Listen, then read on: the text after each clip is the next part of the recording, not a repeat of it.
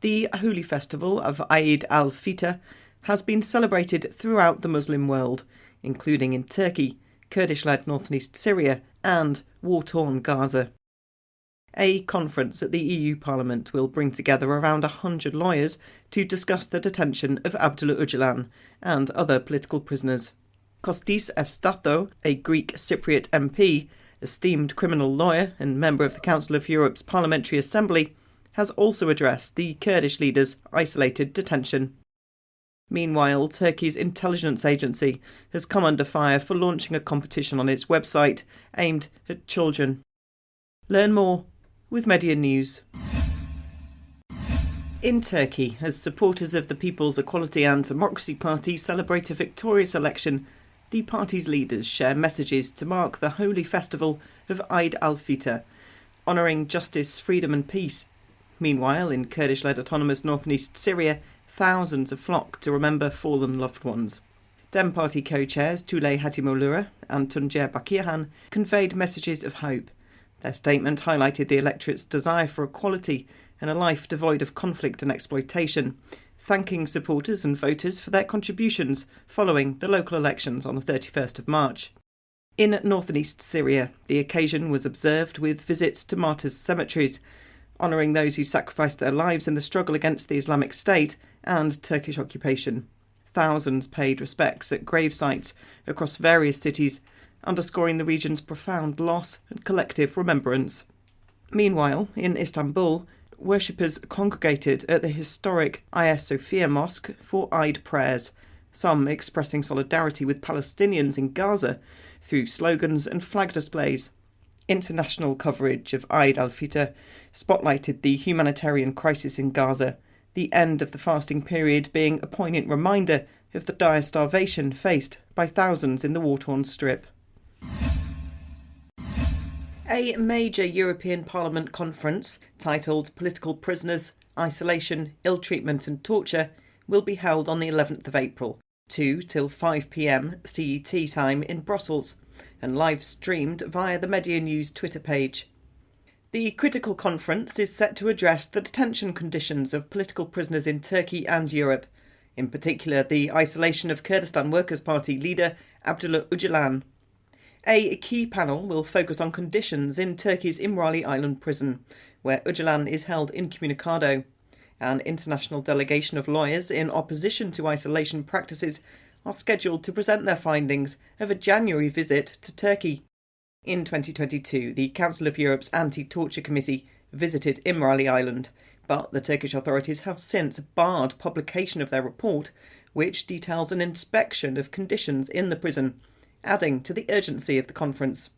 The event is organised by the Association for Democracy and International Law in collaboration with the European Association of Lawyers for Democracy and Human Rights. Around 100 international legal professionals are due to attend. Political imprisonment related to Catalonia, Hungary and the Basque Country will also be discussed.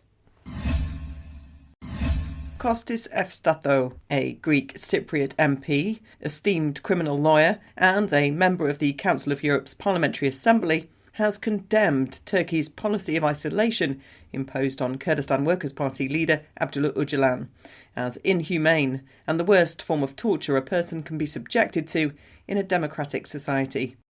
No information is given about the situation of Abdullah Öcalan. That is very alarming. This is a typical, and to be honest, we couldn't find a similar case of this inhuman treatment. Even Mandela was not denied. Abdullah Öcalan is denied everything. People are afraid. There are people who are afraid of his status of health, even about his life. Furthermore, the politician said in his interview with Media News' Erim Kanzoy that Turkey pays no cost for this alarming violation of human rights. I can't find any difference between Öcalan and Mandela. Believe me. I can't find a situation where a people was given its identity by a single man, Abdullah Öcalan.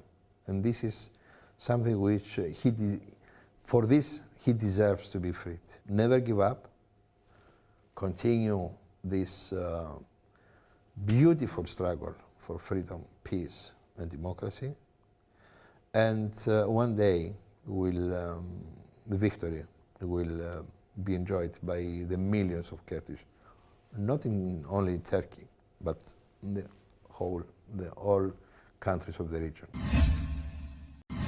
A recent initiative of the Turkish National Intelligence Organization inviting children aged 5 to 14 to submit creative works on security, intelligence and secret agents has incited widespread criticism. Linked to the National Sovereignty and Children's Day celebrations on the 23rd of April, this move has been particularly scrutinised by the Education and Science Workers Union, the most prominent union for the sector in Turkey, and the Diyarbakir Bar Association, a lawyers' organisation. They argue that the initiative inappropriately targets children and infringes upon their rights. A representative for the workers' union said, "Educational content should be age-appropriate and foster a safe and supportive learning environment. Introducing children to the complex world of intelligence and espionage does neither." Concerns have been raised about whether the Education Ministry endorsed this initiative, indicating a potential oversight in the protection of children's welfare. The debate was intensified by the agency's problematic reputation during the leadership of Hakan Fidan, now serving as foreign minister, prompting fears over child recruitment.